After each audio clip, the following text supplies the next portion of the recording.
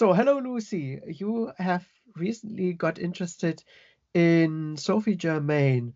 Why did Sophie Germain become so important to you that you decided to do some research about her? So, I would like to talk about a female mathematician who went unaccredited for their contributions in mathematics. And this mathematician is Sophie Germain. So, this is Sophie Germain, and she lived towards the late 1700s into the early 1800s. And she was one of the female mathematicians who went unaccredited during this time. So, you said that Sophie Germain was not really acknowledged for her contributions to mathematics. What was the reason for that?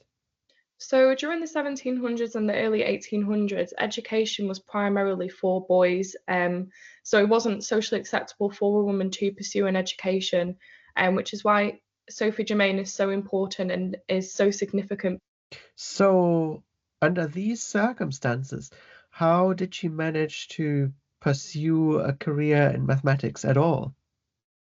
So initially, when she started studying mathematics, so she actually had to hide her identity and use a male identity. Did she eventually live the secret or was she found out? In the end, she was found out, but I believe that the mathematician that actually found out was actually really surprised in a good way. He thought that it was amazing. Could you maybe say a bit about the areas of mathematics that Sophie Germain worked in? She was initially corresponding with Gauss, and they focused on Fermat's last theorem. She worked on prime numbers, and she also made contributions to equations in physics. When you look back at Sophie Germain's life, in the end, was she well known among mathematicians? So in the end, she actually was the first female mathematician to receive an award in mathematics. So that does indicate some recognition.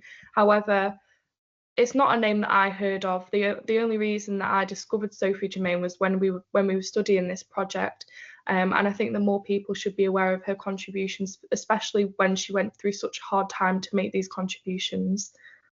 Okay, thanks a lot. That was really interesting.